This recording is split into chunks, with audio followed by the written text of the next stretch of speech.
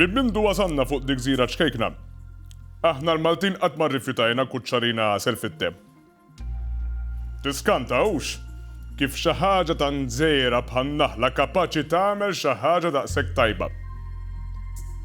Imma kont taf li n-naħal mhux l-għasel biss jipproduċi, fil-fatt, huwa responsabbli għal kważi 70% tal-frott u l-ħaxix li nieklu. Kważi tista' tgħid li mingħajrhom insibuha diffiċli biex ngħixu.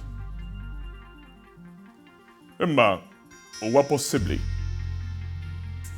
Jiena Lewis Cassar, u f'dan l-episodju ser inkunu qed nistaqsu x'jiġri jekk imut in-naħal kollu.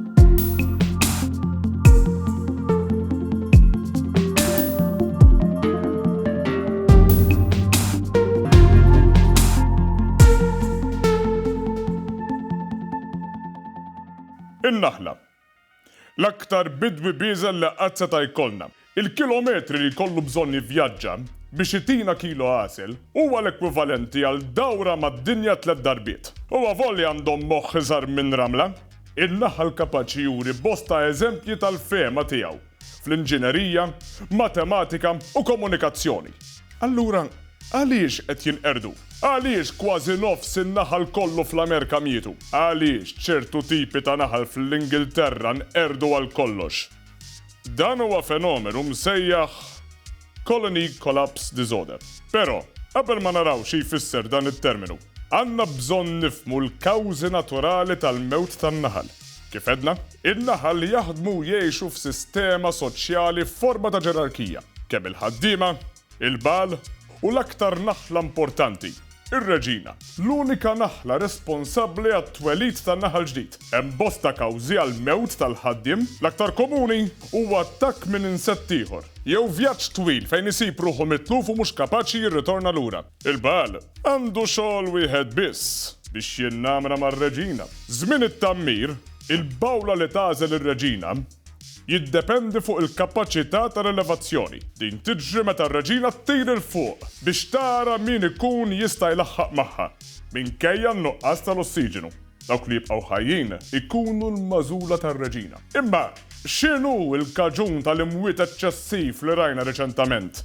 In-naħal għandhom bżonn ambjent ibbilanċjat, taħlita ta' pjanti, siġar u distanza mill-bnedmin. Però minħabba r-rata maġa tal-iżvilupp residenzjali u industrijali, in-naħal bdew ibatu biex jintegraw. It-tniġġis u l-iskart mid-djar tagħna mhux biss qegħdin jaffettwaw il-kwalità tal-għasel imma s-saħħa tan-naħla. Jekk nieħdu lil Malta bħala eżempju, l-unika post fejn in-naħal jistgħu jsibu abbondanza ta' frott u fjuri huma fl-għelieqi. Imma hawnhekk ukoll jinstabu fil-periklu minħabba l-preżenza tal-pestiċidi.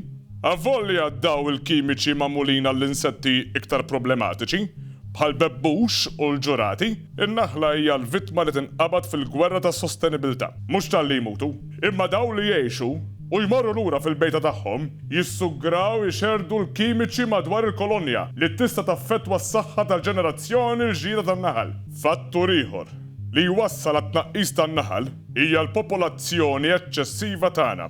Id-dinja tagħna hija d-dar ta' 8 biljun ruħ. Bl-ammont ta' twelid tan-nies, ħdej l-imwiet tan-naħal, wasalna f'pożizzjoni fejn id-domanda tal-għasel saret ferm ikbar mill-ammont li jistgħu jipproduċu. U mhux l-għasel biss, il-materjal li jużaw biex jibnu l-bejta u anke li kelli jipproduċu biex jitimgħu l-larva qed jiġi meħħud tal-prodotti kosmetiċi malli jmutu l-aħħar kolonji. Id-dieta tad-dinja tinbidel b'mod drastiku. Waqt li aħna kapaċi ngħixu mingħajrhom, stennew żieda stravaganti fil-prezz tal-frott li kienu jtuna. Jekk ikollna niddependu fuq in-nies biex ikabru l-istess ikel li kienu jtuna n-naħal, ikollna kont mondjali ta' $15 biljun fis-sena. Dan huwa kont li nispiċċaw inħallsu aħna meta jkollna nħallsu €5 għal ħawħa waħda, jew €20 għal borża żgħira Lews. Din iż-żieda twassalna biex niklu ikel nieqes mit-toma, jew ikel b'tomiet artifiċjali.